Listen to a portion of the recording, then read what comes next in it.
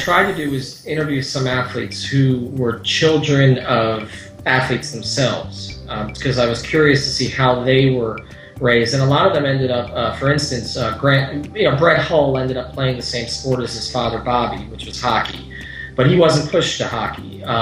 Grant Hill's father Calvin was an NFL football star, but Grant ended up playing basketball. And what I got from them was they weren't really pushed either into the sport because their parents had done it. And in fact, they found, and now with their own kids, they were backing off even more because they had seen the pitfalls of going the other direction and they knew what had worked for them. One of my favorite lines in the book, it's why we closed with it, but Cliff Floyd, who, as we mentioned, had a situation where his mother, while very well-meaning, sort of pushed him to be great even when he wasn't really ready to be there or felt like he didn't want that kind of attention.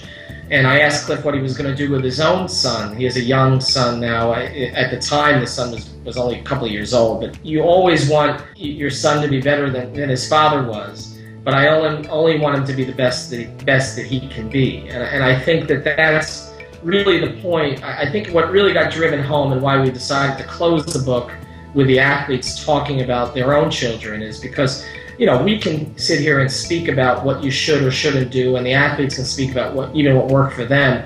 But what they're actually taking and implementing with their own kids, I think, will show you what is probably the right way to go in most circumstances, which is to listen to the kid as much as possible, to not force the child to a sport just because you played it, just because maybe you had success or maybe you didn't have the kind of success that you wanted to have and are living vicariously through your kid. And Jay Feely, again, the NFL kicker, he said one of his girls just wasn't good at anything. He exposed her to everything, and it wasn't anything. And then finally she found swimming, and he's like, she kind of likes it, and she's not bad at it, and and she seems to like going to the pool. And he says, you know what, we're going to go with that for now. And I think that's the kind of attitude, sort of this open-minded sort of attitude that the athletes all wanted us to get across. Leroy Horde played football for 10 years very physically, and he's had some physical problems after playing as a result of it.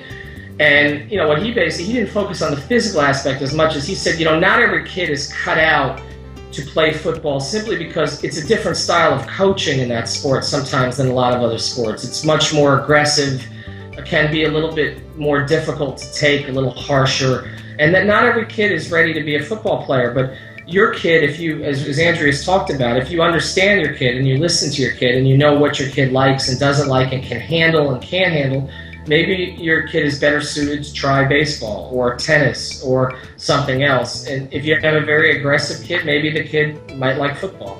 And one last takeaway is many of the athletes talked about the advantages of playing multiple sports and the different things that they would take from one sport into another. For instance, Roy Hibbert, who was very tall but didn't play anything but basketball, said, look, LeBron played football. Steve Nash played soccer. Dennis Potvin, he played football and everything else. Lacrosse. And a lot of the athletes ended up going into sports that weren't even their favorite sports or their best sports when they were younger. And I think that's when the parents, what they were trying to make the point was when the parents make a decision when a kid is 12 that you're going to play this and that's all you're going to play, maybe you miss out on the sport that they end up not only enjoying the most, but maybe the sport that once their body develops, maybe there's a sport that they're ultimately going to be better at. Go to sportsmentaltoughness.com to get your free video training and guided visualization MP3 on how to perform under pressure. I'm Craig Sigel, the Mental Toughness Trainer.